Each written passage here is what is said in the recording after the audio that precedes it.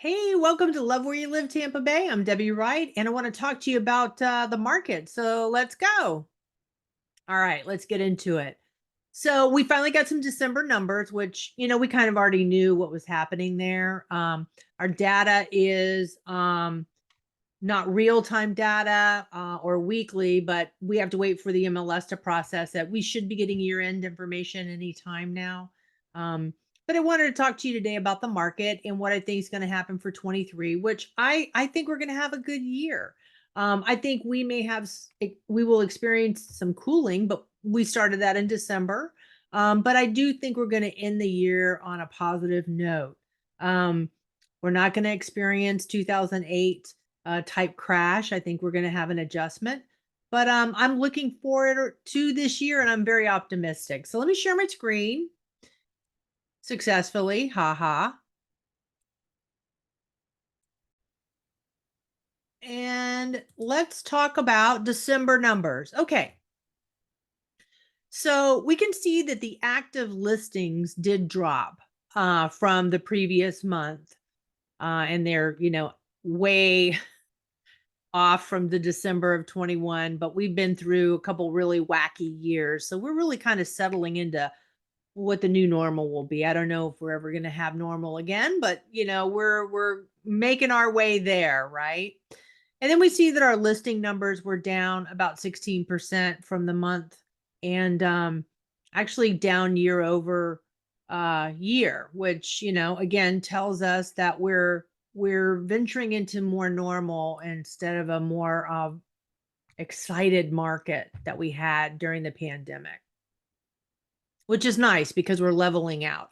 And that's what we're starting to do. We're starting to level out. Same thing with pending sales is reflected there between last month and December of 21.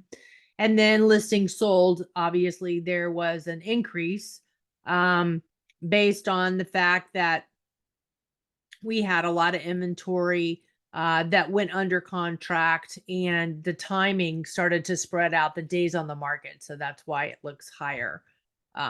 It's up from the month of November because we aren't selling it as quickly as we were, if that makes sense. So it's the timing. So we've reached an average of about 41 days on the market. Every micro market within Florida is different. The west coast of Florida has a different market than the east coast of Florida, central Florida versus South Florida. And then we have the southeast, or I'm sorry, the southwest Florida area that's been impacted by Ian, and they're in their own micro market, obviously for real estate. Then we have the panhandle, and they just operate a little bit differently too, a little bit slower paced up there than it is down here, even on the east coast of Florida, which is a much faster pace to it. Then we're looking at sales volume was up because of the days extended from the last month in October. They started extending for the days on the market. So the actual volume's up, and the average sales price, we didn't lose, we didn't gain. But based on our year, we grabbed 6% in equity in our homes, and we're still moving in that direction. I suspect the January numbers that may be tempered a little bit. We may see a negative number from month to month, from December to January. We're going to start seeing a cooling when we start comparing it to what we did last year when we get those full numbers out. And then we struggled with inventory. Again, we are down to 3 months. I strongly suspect we are actually probably closer to 2 here in January. We'll find out. And then I have Puerto Rican numbers because these were the immediate numbers that were available when I pulled the report. I don't actually operate in Puerto Rico, but it's kind of cool to see what's going on there and our friends on the island. And I love Puerto Rican food, so there. Nothing like some good mofongo, right? But anyway, back to the market. I think 2023, our future is bright. I don't think we're going to experience a crash in real estate like we saw in 2008. At least it won't be from real estate. If we do experience a crash, it's going to be our monetary system, or because they just keep printing money. that would be the driver. It's not going to be because we have bad mortgages or stuff like that, the nefarious end of things. And people are talking about, if you turn on CNN or you turn on MSNBC or any kind of business reporting, you hear them talk about layoffs.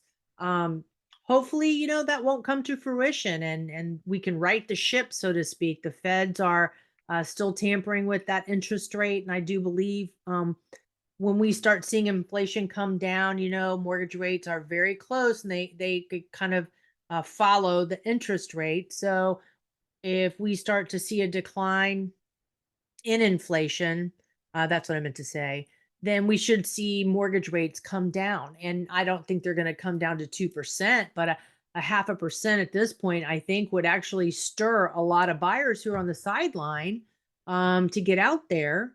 And if you've seen any of my previous videos with Mark, we talked about how we can be creative in financing. And that's a good term, not a bad term, not a 2008 term, but this is a 2023 term about having the seller contribute to buying down that rate.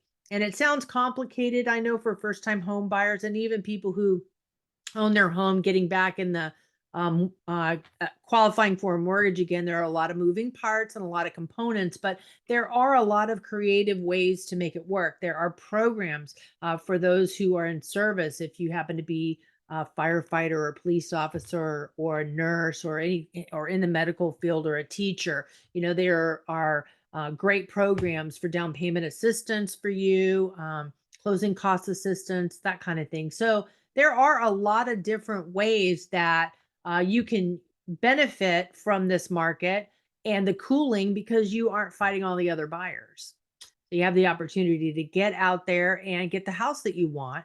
No, it's not going to be at 4%, but it could be at 5, so a 5 might be doable. You could also have the options to engage and go ahead and get an adjustable rate mortgage and then refinance when the rates do go down. And we suspect that that's probably what's going to happen by uh, probably a third quarter. I would assume that we would have corrected enough that they would go ahead and adjust that down half a percent. I think we're in the mid sixes now. And of course, that interest rate has a lot to do with your credit score and your debt to income ratio. So while you're trying to consider what you're doing, pay that debt down and get more cash in the bank. Try to look and see if there are programs and look for properties. Right now, I see it. The write-ups have started about how each seller is willing to help the buyer to sell their property. They don't want it to linger on the market. And we definitely are seeing property stay on the market a lot longer than we had been. They had been snapping up and bidding wars and all kinds of stuff. So, just a glimmer of hope. I think 2023 is going to be awesome. Let me just stop sharing my screen. I think 2023 is going to be awesome. I think if you want to buy, there's great opportunities right now to do that. And if you want to sell, there are great opportunities to do that right now. It's all in how we attack it. So if you have any questions about how to do either, let me know. 813-775-8516. My information is always in the information below the video, as well as Mark's, if you need information about financing. And if you need information about insurance is another topic, and condos with the new law that was just passed. We're going to come out with a video and talk a little bit with Mark about all that. And we have a lot to discuss because those are some components and moving parts that we're going to have to deal with here in the next year.